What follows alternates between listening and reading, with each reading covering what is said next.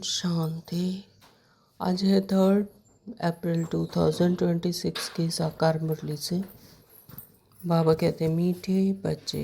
हाँ जी पापा। बाप समान रहम दिलपन अनेकों को रास्ता बताओ। जो बच्चे दिन रात सर्विस में लगे रहते हैं वही बहादुर है।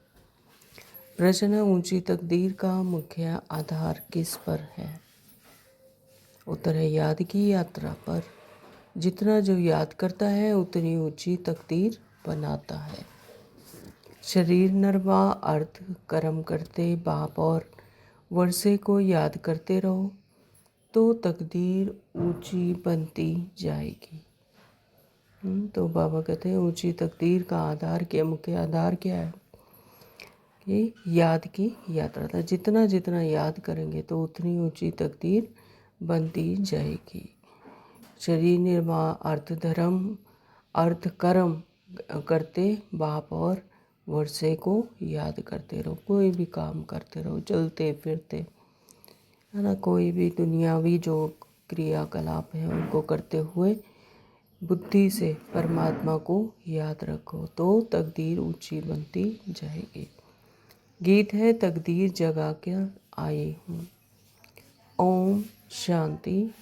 ओम शांति बाबा। बच्चे जब पैदा होते हैं तो अपने साथ कर्मों अनुसार तकदीर ले आते हैं। तो हर आत्मा जहाँ पर भी जाकर जन्म लेती है तो अपने पिछले कर्मों का तकदीर हिसाब किताब लेकर आती है। कोई साहूकार पास, कोई गरीब के पास जन्म लेते हैं। बाप ही समझते हैं कि वारिस आया है। जैसे जैसे दान पुण्य किया उस अनुसार जन्म मिलता है। तो पिछले कर्म जो एक्वायर किए होते हैं, पिछले जन्म में जो पुण्य किए इकट्ठे किए होते हैं, जमा किए होते हैं, उसके अनुसार ही फिर अगला जन्म मिलता है। तो वैसे ही माता पिता मिल जाएंगे, वैसा घर मिल जाएगा, वैसा शरीर मिलता है। तो ये कर्मानुसार ही होता है। तो अब तुम मीठे मीठे सिखलदे बच्चों को कल्प बाद फिर से बाप ने आकर समझाया है। बच्चे भी जानते हैं कि हम अपनी तकदीर लेकर आए हैं। स्वर्ग की बादशाही की तकदीर ले आए हैं।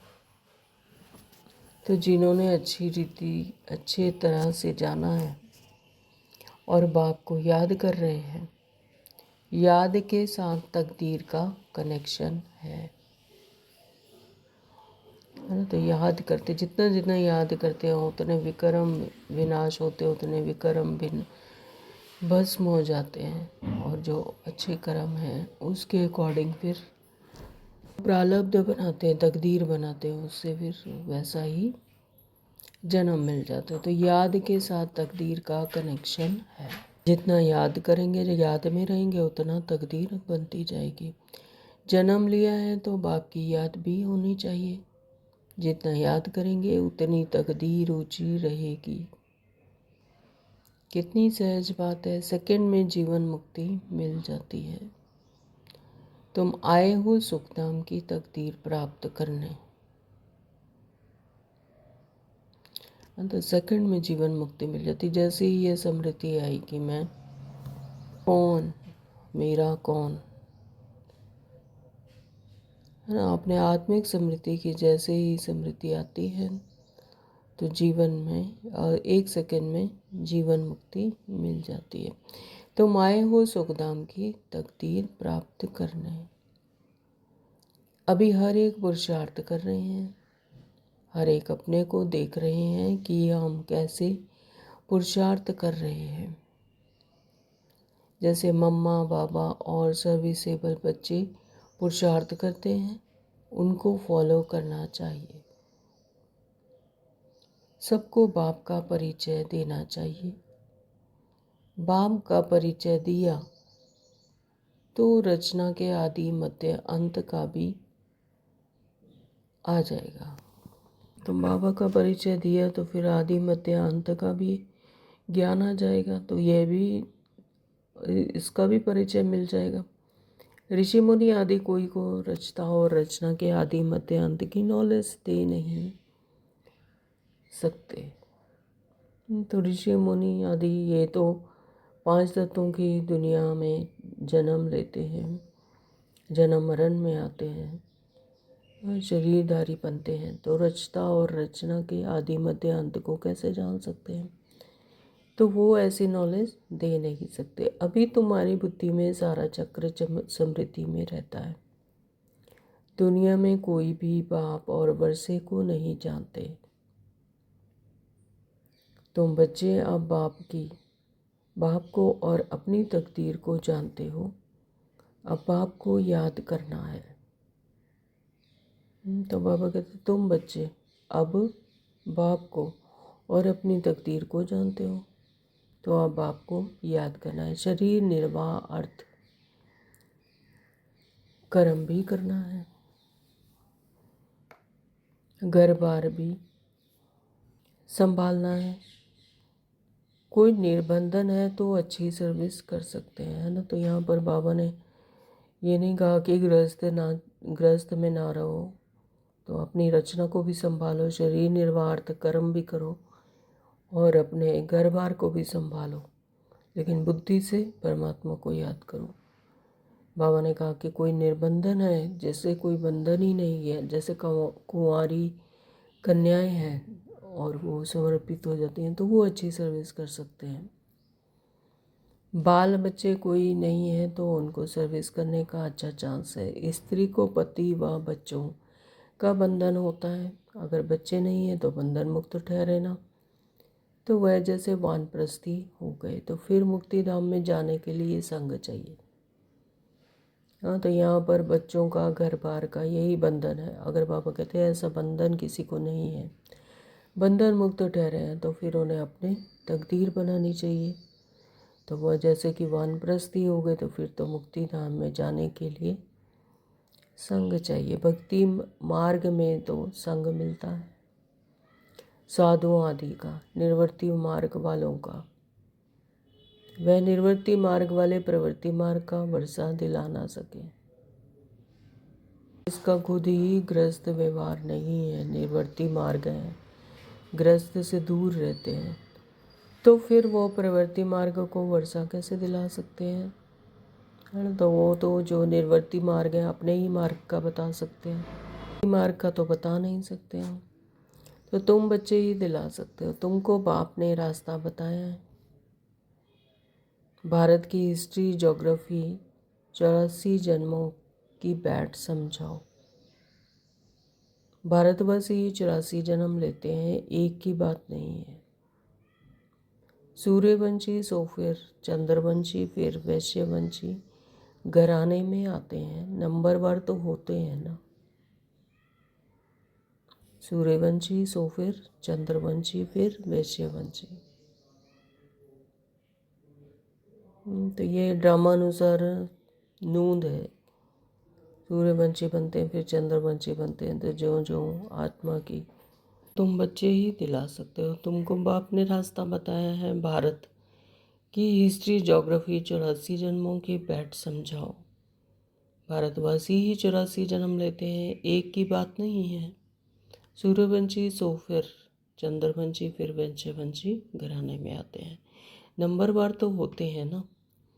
तो भारत का पहला नंबर प्रिंस है श्री कृष्ण, जिसको फिर झूले में झुलाते हैं, तो दूसरे नंबर को झुलाते ही नहीं हैं, है ना। First Prince of the world है, सुप्रीम क्रिएशन है गॉड की, तो उसे ही झूले में झुलाते हैं, दूसरे नंबर वाले को नहीं झुलाते, क्योंकि कला कम हो गई। हाँ, तो क्योंकि क्वालिटी उसकी कम हो गई। उच्चतम अवस्था वाले को उच्चतम, जो संपन्न संपूर्ण 16 कला संपूर्ण है, उसको झुलाते हैं। जिसकी कला कम हो गई यानी सेकंड नंबर पे है, तो उसकी कला कम हो गई, डिफरेंस हो गया, तो फिर उसको नहीं झुलाते। तो जो पहला नंबर है पूजा उसकी होती है। मनुष्य समझते नहीं है कि श्री कृष्ण एक है व 2-3 है। श्री कृष्ण की डायनेस्टी चलती है, यह किसी को भी पता नहीं है। पूजा सिर्फ नंबर 1 की होती है। मार्क्स तो नंबरवार ही मिलते हैं। हाँ, तो जैसे जैसे आत्मा की स्थिति होगी, जैसे कॉन्शियसनेस होगी, तो जितनी उच्चतम श्रेष्ठतम अवस्था होगी, जितनी हायर कॉन्शियसनेस होगी, तो उतना ही उसको ज़्यादा मार्क्स मिलेंगे। तो बाबा कहते हैं मार्क्स तो नंबरवार ही मिलते हैं ना, तो पुरुषार्थ करना चाहिए कि क्यों ना हम पहले नंबर 1 में आए। तो मम्मा बाबा को फॉलो करें, उनकी राजधानी ले लें। तो जो अच्छी सर्विस करेंगे वह अच्छे महाराजा के घर में जन्म लेंगे। वहाँ तो है ही महाराजा महारानी, उस समय कोई राजा रानी का टाइटल नहीं होता है, तो वहाँ पर तो महाराजा महारानी होते हैं। क्यों? क्योंकि आत्मा की अवस्था कैसी है? सुप्रीम है, श्रेष्ठ है। उस समय कोई राजा रानी नहीं है, तो उनके साथ क्या लगा होता है? महा यानी श्रेष्ठ। तो वह बाद में शुरू होता है। राजा रानी फिर जब उनकी क्वालिटी थोड़ा डिप्लीट होना शुरू हो जाती है, लोअर कॉन्शियसनेस में आते हैं, तब फिर टाइटल भी चेंज हो जाते हैं। तो बाद में शुरू होता है राजा रानी। द्वापर में जब पतित बनते हैं तो उनमें बड़ी प्रॉपर्टी वाले को महाराजा कहा जाता है। हाँ, फिर द्वापर युग में भी फिर अलग तरह का उनका पद होते हैं। जिनकी ज़्यादा प्रॉपर्टी होती है उनको फिर महाराजा कहा जाता है। फिर राजा का लक़ब कम हो जाता है, यानी उनका पद फिर कम होता है।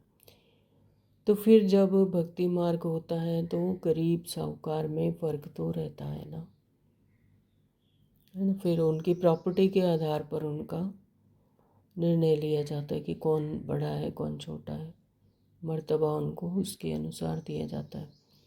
तो गरीब साहूकार में भी फ़र्क तो रहता है ना।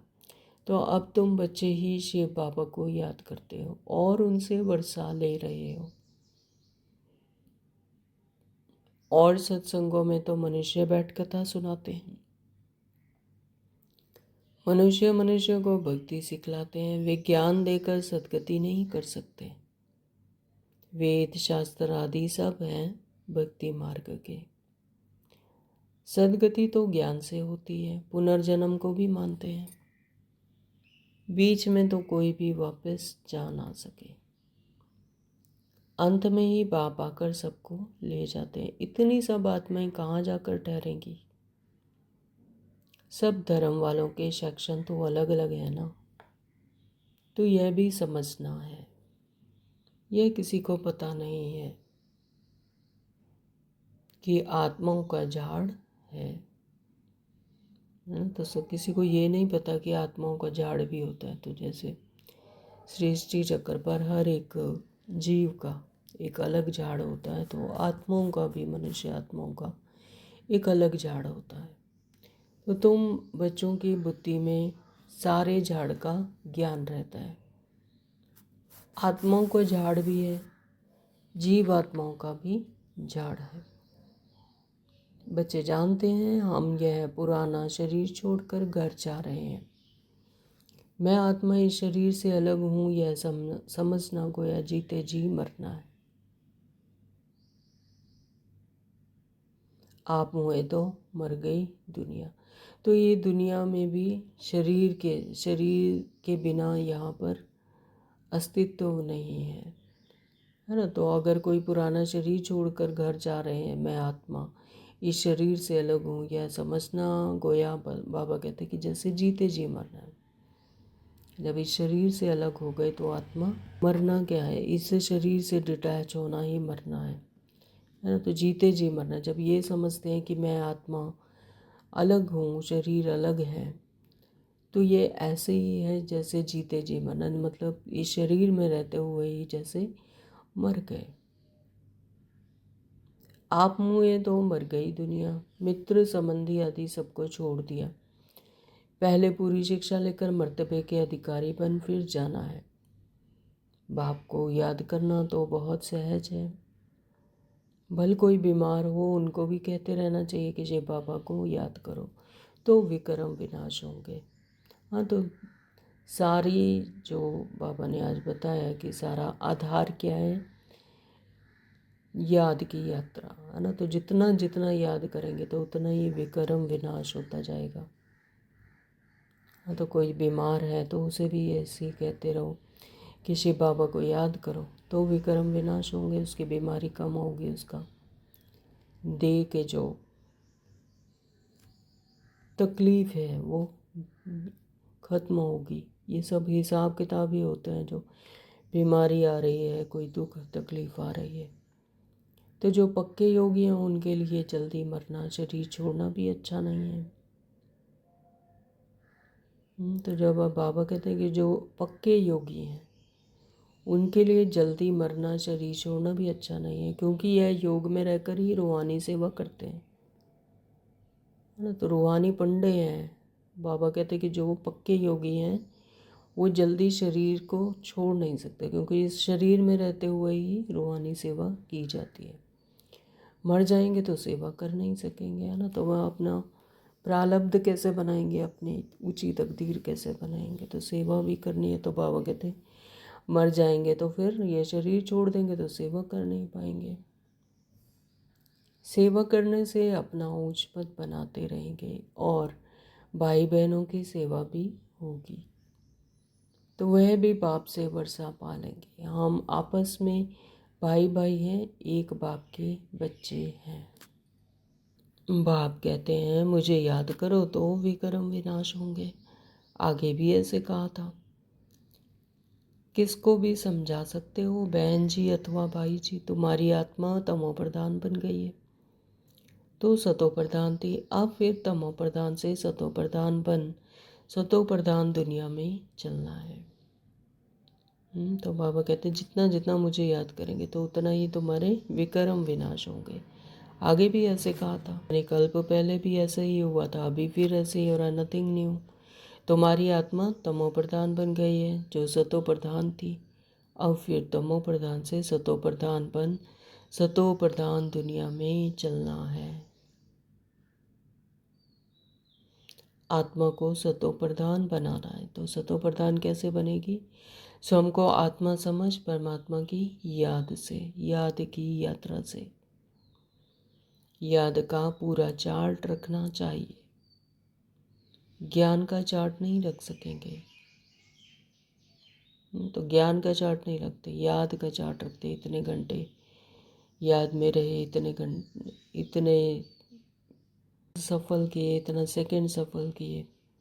तो ये चार्ट रखा जा सकता है, ज्ञान का चार्ट नहीं रख सकेंगे। बाप तो ज्ञान देते रहते हैं, जांच रखनी है हमारे ऊपर जो विक्रम का बोझा है, विक्रमों का बोझा है, वह कैसे उतरे। इसलिए याद का चार्ट रखा जाता है। हमने कितना घंटा याद किया, तो हर एक घंटे के बाद अपने आप की चेकिंग करनी है कि हमने कहीं हम भूले तो नहीं कि मैं आत्मा हूँ, किसी देहभान और देहभान में आकर किसी क्रियाकलाप को मैं मेरा तो नहीं लगाया। तो मैं आत्मा क्या हूँ, इस शरीर से, इस रोल से अलग हो, डिटैच। मूल वतन को भी याद करते हैं, फिर नई दुनिया को भी याद करते हैं। मूल वतन जो कि हमारा सत्य घर है, परम धाम, उसको भी याद करते हैं। और फिर नई दुनिया, जो नई दुनिया के लिए जो प्रारब्ध बना रहे हैं, जहाँ जाना है सुख की दुनिया में, सुख शांति आनंद की दुनिया, उसको भी याद करते हैं। उथल पुथल होनी है। हाँ, तो बाबा कहते हैं उथल पुथल होनी है। तो ये जो पुरानी दुनिया है ये सभी ट्रांसफॉर्मेशन होनी है, इसकी पुरानी से फिर नई बननी है। वो कैसे होगी? जब हम आत्मा ही तैयार होंगी। तो उसकी भी तैयारी हो रही है, बॉम्ब आदि भी बनते जाएंगे। तो एक तरफ कहते हैं कि हम ऐसे ऐसे मौत के लिए सामान बना रहे हैं, दूसरी तरफ कहते हैं मौत का सामान नहीं बनाओ। समुद्र के नीचे भी मारने का सामान रखा है, ऊपर आकर बॉम्ब छोड़ फिर समुद्र में चले जाएंगे। ऐसी ऐसी चीज़ें बनाते रहते हैं। तो यह अपने ही विनाश के लिए कर रहे हैं। ये तो एक्चुअली अपने ही मानव ने अपने ही विनाश के लिए किया हुआ है। तो ऐसे कहते हैं कि समुद्र के नीचे भी मारने का सामान रखा है, ऊपर बॉम्ब छोड़ेंगे फिर समुद्र में छिप जाएंगे। तो मौत सामने ही खड़ा है। इतने बड़े बड़े महल बना रहे हैं, तुम जानते हो ये सब मिट्टी में मिल जाएंगे।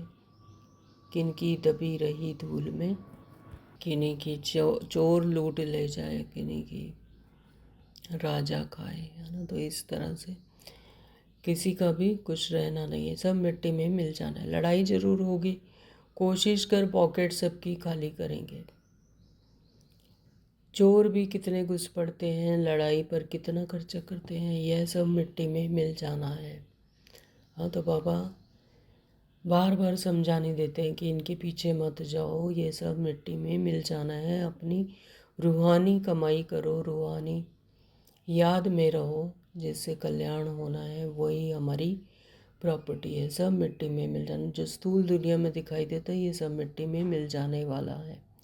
मकान आदि सब गिरेंगे, बॉम्ब्स आदि गिरने से सृष्टि के 3 भाग खल्लास हो जाते हैं, बाकी 1 भाग बच जाता है। तो इस धरती के 3 भाग जो हैं वो बिल्कुल ही खल्लास हो जाते हैं सृष्टि के, और सिर्फ 1 भाग बच जाता है। भारत एक हिस्से में है ना, बाकी तो सब बाद में आए हुए हैं। अभी भारत खंड का ही भाग बचेगा। तो भारत खंड ही वो खंड है जहाँ पर परमात्मा स्वयं आकर स्वर्ग की स्थापना, नई दुनिया की स्थापना करते हैं। यही भाग बचेगा, बाकी सब खल्लास। तो मौत तो सबको होना ही है, क्यों ना हम बाप से ही पूरा वर्षा ले लेवे। इसलिए बाप कहते हैं लौकिक संबंधियों से भी तोड़ निभाना है ना। तो लौकिक संबंधी हैं जो यहाँ पर स्थूल दुनिया में, उनसे भी तोड़ तो निभाना है, बाकी बंधन नहीं है।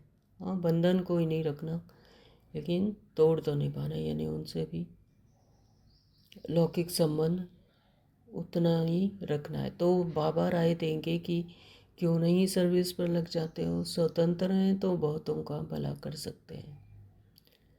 अच्छा कहाँ बाहर ना जाए तो अपने मित्र संबंधियों पर ही रहम करना चाहिए। हाँ, तो पापा कहते हैं कि सर्विस पर लग जाना चाहिए। अगर कहीं जा नहीं सकते तो मित्र संबंधी तो हैं, वो भी तो आत्मा ही है, तो उन पर रहम करना चाहिए। तो ये भी सेवा है। आगे कहते थे ना बाबा रहम करो, अब तो तुमको ही रास्ता मिला है तो औरों को भी, औरों पर भी रहम करना चाहिए। हाँ, तो हम क्या हैं, परमात्मा पिता की डायरेक्ट संतान है। तो जैसे बाबा रहमकारी, तो वैसे ही बाबा ने हमें भी रास्ता बताया। तो बाबा कहते हैं कि औरों पर भी तुम्हें रहम करना चाहिए, जैसे बाप रहम करता है। तो बाप कहते हैं मुझे याद करो तो विक्रम विनाश होंगे। तो जैसे जैसे याद में रहेंगे, चलते फिरते कोई भी कार्य करते हुए जितना जितना याद में रहेंगे, एक एक श्वास, एक एक सेकंड को सफल करना है, तो ये है ही कमाई का युग। तो जब परमात्मा का परिचय मिल गया, परमात्मा का तीनों लोगों का ज्ञान मिल गया, तो अब क्या करना है, याद करना है। याद करने से ही विक्रम विनाश होंगे। सन्यासी लोग ठहरे तो हठ योग आदि की कितनी मेहनत करते हैं, यहाँ तो कुछ भी नहीं है। तो बाबा तो यहाँ पर कुछ हमें कहते नहीं है। सन्यासी लोग हैं, एक ही टांग पर खड़े होकर फिर हठ योग करते हैं, जंगलों में चले जाते हैं, खाना पीना छोड़ देते हैं ना, वस्त्र धारण नहीं करते, तो कितनी मेहनत करते हैं परमात्मा को पाने के लिए। लेकिन यहाँ तो कुछ भी नहीं करना है, गृहस्थ व्यवहार में रहते हुए ही सिर्फ बुद्धि से परमात्मा को याद करना है। सिर्फ याद करो तो पाप भस्म हो जाएंगे, इसमें कोई तकलीफ नहीं, सिर्फ याद की यात्रा की बात है। उठो बैठो कर्मेंद्रियों से भल कर्म भी करो, सिर्फ बुद्धि का योग बाप से लगाओ। सच्चा सच्चा आशिक बनना है तो उस माशूक का। खुद कहते हैं कि ये आशिकों, ये बच्चों, भक्ति मार्ग में तो बहुत याद किया, लेकिन अब मुझ माशूक को याद करो तो तुम्हारे पाप भस्म होंगे। मैं गारंटी करता हूँ, कोई कोई बात शास्त्रों में आ गई है, भगवान द्वारा गीता सुनने से तुम जीवन मुक्ति पाते हो। तो बाबा कहते मैं एक माशूक हूँ और तुम सब आशिक हो। तुम सब आत्माएं जब मुझे याद करते हो तो तुम्हारे पाप भस्म हो जाते हैं। तो मैं गारंटी करता हूँ, आज बाबा गारंटी करते हैं कि कोई कोई बात शास्त्रों में आ गई है कि जितना मुझे याद करेंगे तो तुम्हारे पाप भस्म हो जाएंगे। भक्ति मार्ग में तो 63 जन्मों से याद किया, लेकिन वो यथार्थ याद नहीं थी, इसीलिए धक्के खाते आए। तो क्या सदगति मिल गई? नहीं। तो अब आप समझाते हैं कि स्वयं को आत्मा समझ मुझ परमात्मा को याद करो। भगवान द्वारा गीता सुनने से तुम जीवन मुक्ति पाते हो। तो सच्ची सच्ची गीता, ये मुरली के द्वारा 4 पेज की मुरली, ये है सच्ची गीता। तो ये कौन सुनाते हैं? भगवान स्वयं सुनाते हैं। हाँ, तो जिन्हें 63 जन्मों से पुकारते आए हैं, तो परमात्मा के महावाक्य हैं ये। तो ये सुनने से तुम जीवन मुक्ति पाते हो। मनुष्य द्वारा गीता सुनने से जीवन बंध में आ गए हो। तो मनुष्यों द्वारा गीता सुनते, जो स्थूल दुनिया की गीता है, वो सुनते सुनते तो जीवन बंध में आ गए और ही सीढ़ी उतरते आए हो, विकर्मों में फंस गए, तमो प्रधान बन गए, तो किसी को सद्गति नहीं मिली। तो हर एक बात में विचार सागर मंथन करना है। तो बुद्धि से हर एक बात में ये विचार सागर मंथन करना है कि गीता का भगवान कौन। अपनी बुद्धि चलानी है। तो यह बुद्धि की यात्रा है जिससे विकर्म विनाश होंगे। वेद शास्त्र यज्ञ तप आदि करने से पाप नाश नहीं होंगे। तो ये सब किसने? मनुष्य की रचना है ना। वेद शास्त्र यज्ञ तप, जो कि खुद ही शरीरधारी थे, जन्म मरण में थे, तो वो ऐसे, उनसे क्या पाप नाश हुए? नहीं हुए। तो बाबा कहते वेद शास्त्र यज्ञ तप आदि करने से पाप नाश नहीं होंगे। अभी तक कर्म कांड करते आए हैं भक्ति मार्ग में, तो उससे कुछ भी नहीं हुआ। नीचे ये गिरते आए, अभी तुमको ऊपर जाना है, अपनी आत्मा की हाईएस्ट कॉन्शियसनेस में पहुंचना है, ऊपर जाना है। सिर्फ सीढ़ी से कोई समझ नहीं सकेंगे। तो सीढ़ी का चित्र है, उसमें भी कैसे भारत का डाउनफॉल है वो सारा समझाया है कि सीढ़ी के चित्र से भी कोई अच्छी तरह नहीं समझ सकेंगे जब तक उस पर कोई समझाए नहीं, जब तक उस पर मनन मंथन ना हो, कोई अच्छे से समझाए नहीं, तब तक नहीं समझ सकते। जैसे छोटे बच्चे को चित्र दिखाकर सिखाना पड़ता है, तो यह हाथी है, जब हाथी देखेंगे तो चित्र भी याद आएगा। हाँ, तो पापा कहते हैं इसी रीति से इसे भी समझाना होता है, तो फिर आत्मा को समझ आता है। जैसे एक छोटा बच्चा होता है, उसे चित्र दिखाया जाता है कि यह हाथी है, ये इस तरह से है ना, इसके कान है या हाथ है, तो वो समझ जाता है, तो फिर उसकी बुद्धि में बैठ जाता है। तो बाबा भी इसी तरह से हमें सिखाते हैं सीढ़ी का चित्र और गोले का चित्र। हाँ, तो जो भी प्रदर्शनी के चित्र हैं, तो उनसे यह समझ आ जाती है, बुद्धि में बैठ जाता है, जैसे तुम्हारी बुद्धि में आ जाता है। हमेशा छोटी चीज़ दिखाई जाती है। तुम जानते हो वैकुंठ तो बड़ा होगा ना। हाँ, तो चित्रों में सिर्फ समझाने के लिए छोटे छोटे चित्र दिखाए जाते हैं, तो उसे एक्सप्रेस कैसे किया जाए, तो छोटी चीज़ दिखाई जाती है।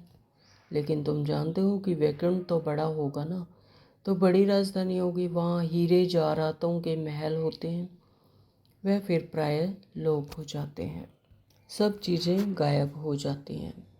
तो वहाँ पर तो हीरे जवाहरातों के महल होते हैं। क्यों? क्योंकि आत्मा की कॉन्शियसनेस इतनी पवित्र होती है, इतनी हायर कॉन्शियसनेस में होती है, तो वैसा ही बाहर भी मैनिफेस्ट होता है। हाँ, तो आत्मा सुख शांति आनंद अनुभव करती है।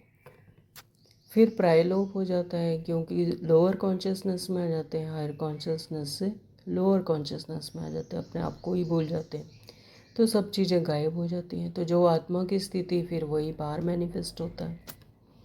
तो जैसे ही आत्मा में वो कॉन्शियसनेस ख़त्म हुई तो बाहर भी सब चीज़ें गायब हो जाती हैं। नहीं तो यह भारत गरीब कैसे बना? साहूकार से गरीब, गरीब से साहूकार बनना है। तो यही खेल है समृद्धि और विसमृद्धि का। जैसे ही समृद्धि आती है तो साहूकार बन जाता है, राजा रानी बनता है, महाराजा महारानी बनता है अपनी कॉन्शियसनेस के आधार पर। और जैसे ही विसमृत हुआ, अपने आप को ही भूल गया, तो गरीब बन गया, अपने ही मूल गुणों को बाहर ढूंढने लगा। तो यह ड्रामा बना बनाया, तो यह अनादि ड्रामा बना बनाया है। इसलिए सीढ़ी पर समझाया जाता है। नए नए आते हैं, उनको समझाने से प्रैक्टिस होगी, मुख खुल जाएगा। तो जो नए नए आते हैं उनको सीढ़ी पर समझाया जाता है, उन्हें भी समृद्धि दिलाई जाती है कि कैसे भी उनको अपनी आत्मा की समृद्धि आए तो वो भी अपना राज्य भाग्य ले। परमात्मा से उनका भी योग जोड़ते हैं, तो समझाने की प्रैक्टिस होगी, मुख खुल जाएगा। तो बाबा युक्तियाँ बताते हैं। सर्विस लाइक बच्चों को बनाया जाता है। कई सेंटर्स पर तो बहुत बच्चे अशांति फैलाते रहते हैं। बुद्धि योग बाहर भटकता है तो नुकसान ही कर देते हैं, वायुमंडल खराब कर देते हैं। तो ऐसे भी बच्चे हैं, तो डिसर्विस, सर्विस की जगह डिसर्विस हो जाती है। बाहर बुद्धि योग बाहर लगा होता है, बाहर भटकता रहता है तो और ही नुकसान कर देते हैं, वायुमंडल ही खराब कर देते हैं। नंबर बार तो है ना। फिर बाप कहेगा तुमने पढ़ा नहीं, तो यह हाल अपना देखो। दिन प्रतिदिन जास्ती साक्षात्कार होते रहेंगे। पाप करने वालों को तो सजाएं भी मिलती रहेंगी। हाँ, तो जो अपनी प्रारब्ध बनाते हैं, दिन प्रतिदिन अपनी हायर कॉन्शियसनेस में पहुंचते हैं, याद की यात्रा पर रहते हैं, रूहानी याद में रहते हैं, तो वो दिन प्रतिदिन जास्ती साक्षात्कार उनको होते रहेंगे, अपने ही साक्षात्कार होते हैं। और पाप करने वालों को तो सजाएं भी मिलती रहेंगी। फिर कहेंगे नायक ही हमने पाप किया। तो बाप को सुनाकर प्रायश्चित करने से कुछ कम हो सकता है। तो जितना अपना पोता मेल रोज बाप को सुनाना है, तो बाप को सुनाते हैं तो प्रायश्चित करते हैं कि हमसे ये गलती हो गई, ये विकर्म हो गया, पाप किया है। तो बाप को बताने से फिर कुछ कम हो सकता है, नहीं तो वृद्धि होती रहेगी। तो फिर बाबा क्या करते हैं, फिर डायरेक्शन देते हैं, है ना। तो बाबा कहते हैं फिर नहीं तो वृद्धि होती रहेगी। जब रियलाइजेशन नहीं होता, उसका प्रायश्चित नहीं करते, तो फिर वृद्धि को होती जाती है। ऐसा होता रहता है, खुद ही महसूस करेंगे। परंतु फिर कहते क्या करें, हमारी तो यह आदत मिटती नहीं, इससे तो घर जा कर रहे हैं। तो कोई तो अच्छी सर्विस करते हैं, कोई डिस सर्विस भी करते हैं। तो ये क्या है, डिस सर्विस है। तो हमारी सेना में कौन कौन बहादुर हैं, ये बाप बैठ नाम बताते हैं। बाकी लड़ाई आदि की यहाँ कोई बात नहीं है। तो बाबा उन बच्चों को याद करते जो बहादुर हैं, जो महावीर हैं। तो बाबा कहते हैं हमारी सेना में कौन कौन बहादुर है, यह बाप बैठ नाम बताते हैं। बाकी लड़ाई आदि की कोई बात नहीं है। यहाँ पर क्या है, रूहानी याद की बात है। जितना जितना याद करते हैं उतने महावीर बनते जाते हैं। अभी 1 मिनट के लिए आत्मिक समृद्धि में परमात्मा को याद करेंगे।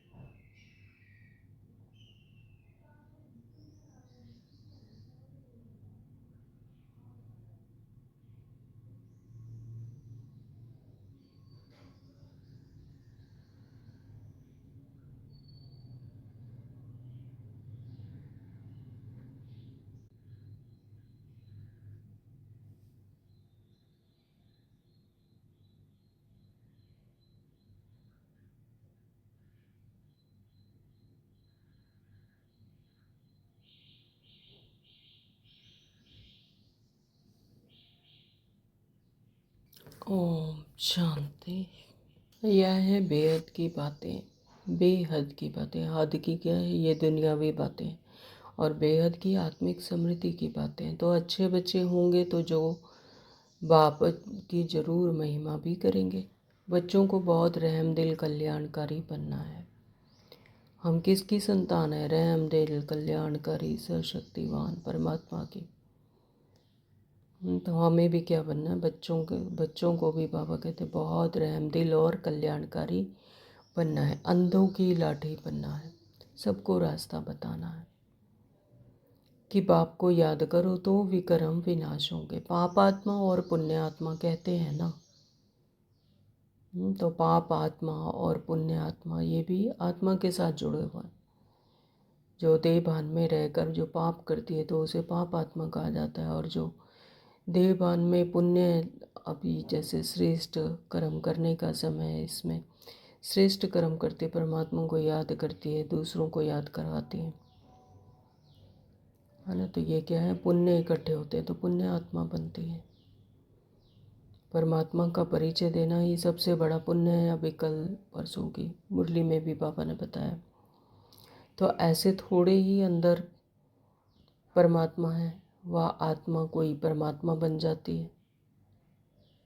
तो ऐसे नहीं है कि परमात्मा ही अंदर बैठे और आत्मा कोई परमात्मा ही बन जाती, यह सब रॉन्ग है। परमात्मा पर थोड़े ही पाप लगता है। तो अगर परमात्मा अंदर है तो फिर विक्रम क्यों बनते हैं? फिर क्यों देहभान में फंसे हुए हैं? तो परमात्मा पर थोड़े ही पाप लगते हैं। परमात्मा इस जीवन मरण से, इस शरीर से, पांच तत्वों की दुनिया से न्यारा है। उसका तो ड्रामा में पार्ट है सर्विस करने का। हाँ, तो ड्रामा अनुसार उन्हें भी संगम युग पर सर्विस करने के लिए हम आत्माओं को जागृति दिलाने के लिए आना पड़ता है। तो ये सर्विस करने के लिए बाबा आते हैं, उनका भी पार्ट है। मनुष्य ही पाप आत्मा और पुण्य आत्मा बनते हैं। तो प्रधान थे वही फिर तमो प्रधान बने हैं। तो जब अपने हायर कॉन्शियसनेस में आते हैं वही फिर लास्ट में लोअर कॉन्शियसनेस में जाते हैं। 84 जन्म उन्हीं के होते हैं। तो यानी वही सबसे हाईएस्ट कॉन्शियसनेस में आते हैं, फिर वही लोअर में भी आते हैं। तो उनके तन में बाप बैठ सतो प्रधान बनाते हैं, तो उनकी मत पर चलना पड़े। बाबा जिसके पूरे 84 जन्म होते हैं, जो पहले फर्स्ट 111 से ही वहाँ पर इस सृष्टि चक्कर पर उतर आती है आत्मा अपने हाईएस्ट कॉन्शियसनेस के कारण, तो उन्हीं के तन में फिर बाप बैठ सतो प्रधान फिर बनाते हैं। फिर उन्हीं की मत पर चलना पड़े। अभी बाप ने तुम बच्चों को विशाल बुद्धि बनाया है। तो अब अल्प बुद्धि नहीं है, विशाल बुद्धि है, क्योंकि हम तीनों लोकों का ज्ञान है, तीनों कालों का ज्ञान है। हाँ, पूरे सृष्टि चक्र का पता है, स्वदर्शन चक्रधारी है, आत्मा का परिचय है, परमात्मा का परिचय है, तीनों लोकों का ज्ञान है। तो अब हम बच्चे क्या हैं? विशाल बुद्धि है। किसने बनाया? परमपिता परमात्मा शिव ने। अभी तुम जानते हो राजधानी कैसे स्थापन हो रही है। बाप ही ब्रह्मा तन में आकर ब्रह्मा मुख वंशावली बच्चों को राजयोग सिखाए देवी देवता बनाते हैं। तो बाप ही ब्रह्मा तन में आकर ब्रह्मा मुख वंशावली बच्चों को राजयोग सिखाए देवी देवता बनाते, फिर पुनर्जन्म ले सीढ़ी उतरते हैं। अब फिर सब रिपीट करना है। बाप फिर ब्रह्मा द्वारा स्थापना करा रहे हैं। योग बल से तुम 5 विकारों पर जीत पाकर जगत जीत बनते हो। योग बल से तुम 5 विकारों को भस्म करते हो, अपने काम क्रोध लोभ मोह अहंकार, इन पर जीत पहनते हो, फिर जगत जीत बन जाते हो। बाकी लड़ाई आदि की कोई बात नहीं है। लड़ाई किससे है? अपने ही संकल्पों से, अपने ही पुराने संस्कारों से। अच्छा, मीठे मीठे सिकलदे बच्चों प्रति माता पिता बाप दादा का याद प्यार और गुड मॉर्निंग। रूहानी बाप की रूहानी बच्चों को नमस्ते। हम रूहानी बच्चों की रूहानी माता पिता बाप दादा को याद प्यार गुड मॉर्निंग। नमस्ते जी, नमस्ते जी, नमस्ते जी। शुक्रिया मेरे मीठे बाबा आपका। दिल से बहुत बहुत शुक्रिया। धारणा के लिए मुख्य सार में नंबर 1 बाबा ने कहा, बंधन मुक्त बन, बाप की सर्विस में लग जाना है, तब ही ऊंची तकदीर बनेगी। बंधन मुक्त बन, तो इस जीते जी इस शरीर से डिटैच, तो वो है बंधन मुक्त, जीते जी मर जाना। बंधन मुक्त बन, बाप की सर्विस में लग जाना है, तभी ऊंची तकदीर बनेगी। यानी आत्मिक समृद्धि में रहकर सर्विस में लग जाना है। रहम दिल बन, अनेकों को रास्ता बताना है, अंधों की लाठी बनना है। तो रहम दिल बनकर अनेकों को रास्ता बताना है कि हर किसी का कल्याण हो, हर किसी को आत्मा को परमात्मा का परिचय मिले, तो वो भी अपना राज्य भाग्य बनाए, अपना पुरुषार्थ करे, अंधों की लाठी बनना है। तो नंबर 2 बाबा ने कहा, इस शरीर से ममत्व निकाल, जीते जी मरना है। तो ये शरीर मुझे यहाँ पर रोल प्ले करने के लिए मिला है। मैं यह शरीर नहीं हूँ, मैं आत्मा हूँ। इस शरीर से डिटैच, तो शरीर से ममत्व निकाल, जीते जी मरना है, क्योंकि अब वापस घर जाना है। मेरा घर क्या है? शांति धाम, मुक्ति धाम, परम धाम। तो मुझे अब घर जाना है।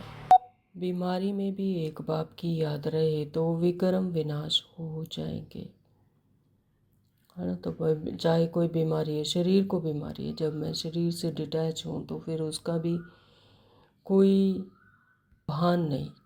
जब शरीर से ही अलग हो गई तो जो बीमारी है वो किसको है? शरीर को। मैं आत्मा इससे डिटैच। तो बीमारी में भी एक बाप की याद रहे, बुद्धि से सिर्फ परमात्मा को याद करते रहे तो वो भी कट जाएगी, तो विक्रम विनाश हो जाएंगे। वरदान दिया, कल्याण की भावना द्वारा हर आत्मा के संस्कारों को परिवर्तन करने वाले निश्चय बुद्धि भव। कल्याण की भावना द्वारा हर आत्मा के संस्कारों को परिवर्तन करने की वाले निश्चय बुद्धि भव। जैसे बाप में 100% निश्चय बुद्धि हो, तो बाप पर पूरा पूरा निश्चय 100%। तो इसी तरह से कोई कितना भी डगमग करने की कोशिश करे, लेकिन हो नहीं सकता चल डोल स्थिति। तो हमारी स्थिति को कोई भी डगमग करने की कोशिश करे तो हो नहीं सकता। तो ऐसे दैवीय परिवार व संसारी आत्माओं द्वारा भल कोई कैसा भी पेपर ले, क्रोधी बन सामना करे व कोई इंसल्ट कर दे, गाली दे, तो उसमें भी डगमग हो नहीं सकते। इसमें सिर्फ हर आत्मा प्रति कल्याण की भावना हो। यह भावना उनके संस्कारों को परिवर्तन कर देगी। तो कोई भी कैसी भी आत्मा आ जाए, मनुष्य भान में अपने रोल में है, तो फिर वो चाहे कैसा भी पेपर ले, चाहे क्रोधी बनकर सामना करे, चाहे कोई इंसल्ट कर दे, चाहे गाली दे दे, लेकिन उसमें भी डगमग हो नहीं सकते। क्यों? क्योंकि मैं आत्मिक समृद्धि में हूँ। मैं स्वयं भी ये इस समृद्धि में हूँ कि मैं आत्मा हूँ और दूसरे को भी आत्मा रूप में ही देख रही है। तो रोल से डिटैच, अपने भी और दूसरों के भी। इसमें सिर्फ हर आत्मा प्रति कल्याण की भावना हो। वो अपने देहभान में है, तो देहभान में आकर अपने रोल में ऐसा कर रही है, तो उससे डिटैच, सिर्फ आत्मा के प्रति, हर आत्मा के प्रति कल्याण की भावना होगी। यह भावना उनके संस्कारों को भी परिवर्तन कर देगी। इसमें सिर्फ अधीर्य नहीं होना है, धैर्य रखना है, अधीर्य नहीं होना है। समय प्रमाण फल अवश्य निकलेगा। यह ड्रामा की नूंद है। तो ड्रामा क्या है? कल्याणकारी है। ड्रामा में नूंद है, तो उसका प्रमाण फल अवश्य निकलेगा। तो किसी के प्रति भी कोई संशय नहीं, ईर्ष्या नहीं, द्वेष नहीं। हर आत्मा के प्रति कल्याण की भावना। स्लोगन दिया बाबा ने, पवित्रता की शक्ति से अपने संकल्पों को शुद्ध ज्ञान स्वरूप बनाकर कमजोरियों को समाप्त करो। पवित्रता की शक्ति से अपने संकल्पों को शुद्ध ज्ञान स्वरूप बनाकर कमजोरियों को समाप्त करो। तो जितना जितना पवित्रता की शक्ति धारण होगी तो संकल्प भी कैसे होंगे? पवित्र, शुद्ध। तो ज्ञान स्वरूप बनाकर अपनी कमजोरियों को समाप्त करो। आज के ये व्यक्ति इशारे हैं, महान बनने के लिए मधुरता और नम्रता का गुण धारण करो। तो बाबा इस टाइटल के द्वारा हमें मधुरता और नम्रचित के गुण धारण करवा रहे हैं। तो वाचा में सदा सत्यता और मधुरता हो तो वाणी की मार्क्स जमा होती रहेगी।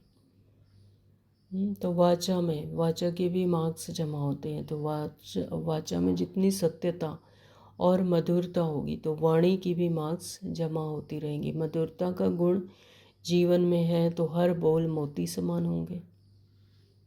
अगर जीवन में मधुरता है, हर तरह से संतुष्ट है, आत्मा संपन्न है, तो फिर मधुरता आ ही जाएगी। मधुरता का गुण जीवन में है तो हर बोल मोती समान होंगे। ऐसे लगेगा जैसे बोल नहीं रहे, मोतियों की वर्षा हो रही है।